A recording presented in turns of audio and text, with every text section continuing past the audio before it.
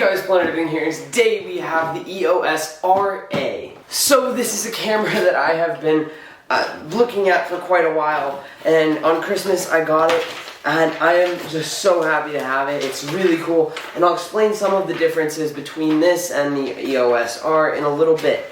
So it actually just comes with the normal EOS R packaging, the same battery charger, a USB Type-C cable, which, to be completely honest, I do not understand how you use a USB Type-C cable with a DSLR camera in the first place, but that's not really what's important. They have the little lens strap and, of course, the actual camera body. So this is not really a camera that can be used for anything else except for astrophotography.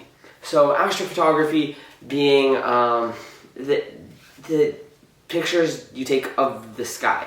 And you can actually see there's quite a bit of a difference between this camera and the EOS R. It only comes with one battery, unfortunately, but that's not really a huge deal. It has whatever this is. I don't actually know what this is. I've never seen that on any camera. Okay, I don't know what that little slot is.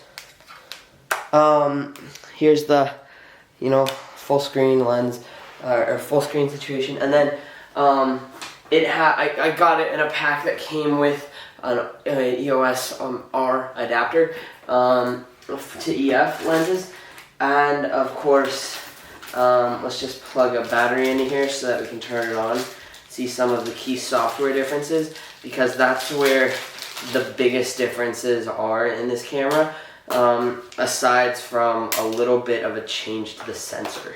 A couple of differences in this camera and the camera that I'm currently videoing on. I always use EOS Rs. Just the R series is just so nice because it's tiny, compact, but yet really high quality. Like, that camera has gone through a lot, and like, when I say a lot, like, I mean like, it's literally been frozen, like in a block of ice essentially, because I left it outside one night, it rained, and then the rain froze, and then the camera, I came outside and there was literally like a sheet of ice covering the entire thing, and I brought it inside, kind of like hung it up so that all the water would just drip out of it, and 30 minutes later, perfectly fine, fully functional, never had a problem with it since.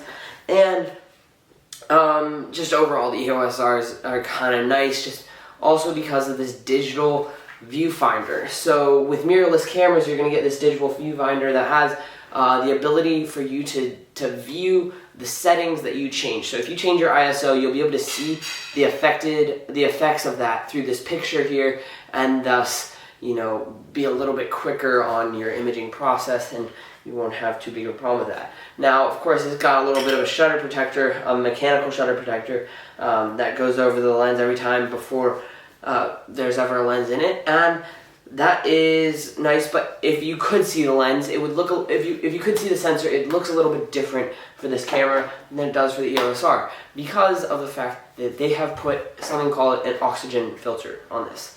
So that means that any pictures you take with this, it will only pick up a wavelength of about 642 nanometers. 642 nanometers is about the wavelength that oxygen and hydrogen emit on the periodic table. Now, those two elements happen to also be the elements that stars are, for the most part, made of completely. And if you've ever taken chemistry, each element kind of emits its own wavelength, oxygen and hydrogen's being around the vicinity of 600 something nanometers.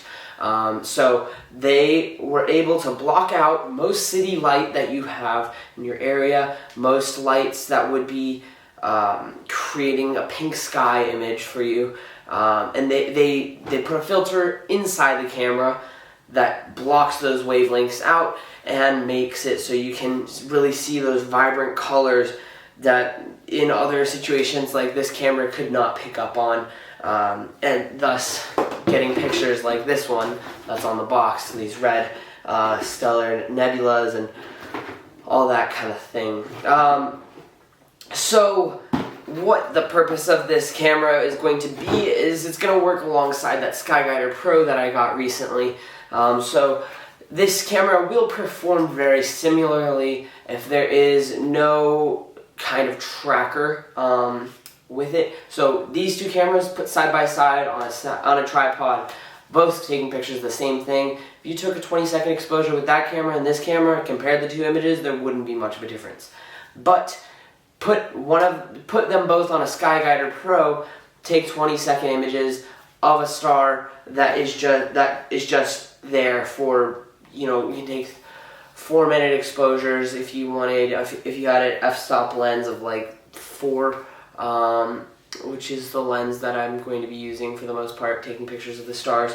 If you have a lens like that, taking pictures of stars with something with a high f-stop like that, or low f-stop like that, then this camera will prevail enormously in capturing colors that come in from those stellar nebulas and things just like beyond anything else. So I will be making lots of videos in the future on using this thing, going out at night and just finding cool places and situations to take pictures of the sky in, because I live in Jackson Hole for the most part, and there really is no light pollution in Jackson Hole just because it's such a small town, and 5 minutes away you won't even be able to see a single light. So we're going to go out when I come home and we're going to take a couple pictures of the sky with that, but hopefully tonight I might even be able to take a couple, and if I do, then you'll either see some of those pictures in this video or the ones surrounding it, just depending on what time I upload this video.